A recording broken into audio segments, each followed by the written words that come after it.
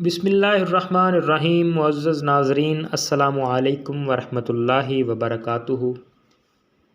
ایک شہزادہ اپنے استاد محترم سے سبق پڑھ رہا تھا۔ استاد محترم نے اسے 2 جملے پڑھائے: جھوٹ نہ بولو اور غصہ نہ کرو۔ کچھ دیر کے وقفے کے بعد شہزادے کو سبق سنانے کے لیے کہا۔ شہزادے نے جواب دیا کہ ابھی سبق یاد نہ ہی ہو سکا۔ دوسرے دن استاد محترم نے پھر سبق سنانے کو کہا۔ پھر شہزادہ بولا: استاد محترم، ابھی سبق یاد نہیں ہو سکا۔ تیسرے دن چھٹی تھی۔ استاد محترم نے کہا: کل چھٹی ہے، سبق ضرور یاد کر لینا، بعد میں کوئی بہانہ نہیں سنوں گا۔ چھٹی کے بعد اگلے دن بھی شاگرد خاص سبق نہ سنا سکا۔ استاد محترم یہ خیال کیے بغیر کہ شاگرد ایک شہزادہ ہے، غصے سے چلا اٹھے اور طیش میں آ کر ایک تھپڑ رسید کر دیا۔ یہ بھی کوئی بات ہے کہ اتنے دنوں میں ابھی تک 2-3 جملے یاد نہیں کر سکے؟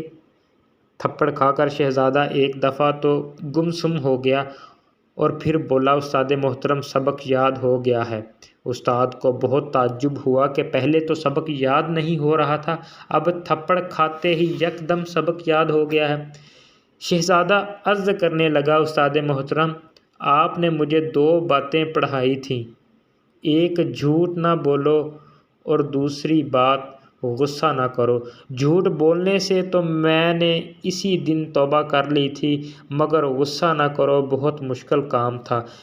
بہت کوشش کرتا تھا غصہ نہ آئے، مگر غصہ آ جاتا تھا۔ جب تک میں غصے پر قابو پانا نہ سیکھ جاتا، کیسے کہہ دیتا کہ سبق یاد ہو گیا ہے۔ آج جب آپ نے مجھے تھپڑ مارا، اور یہ تھپڑ بھی میری زندگی کا پہلا تھپڑ ہے، اسی وقت میں نے اپنے دل و دماغ میں غور کیا کہ مجھے غصہ آیا کہ نہیں۔ غور کرنے پر مجھے محسوس ہوا کہ مجھے غصہ نہیں آیا۔ آج میں نے آپ کا بتایا ہوا دوسرا سبق غصہ نہ کرو بالکل سیکھ لیا ہے، اور آج مجھے اللہ تعالیٰ کے فضل سے مکمل سبق یاد ہو گیا ہے۔ دوستو، آج کا درس حیات یہ ہے کہ اے عزیز، ہمیں بھی چاہیے کہ جو قول زریں ہم لکھتے، پڑھتے اور سنتے رہتے ہیں، ان پر عمل کریں۔ عمل سے ہی انسان کی اصلاح ہوتی ہے، عمل سے ہی زندگی بنتی ہے۔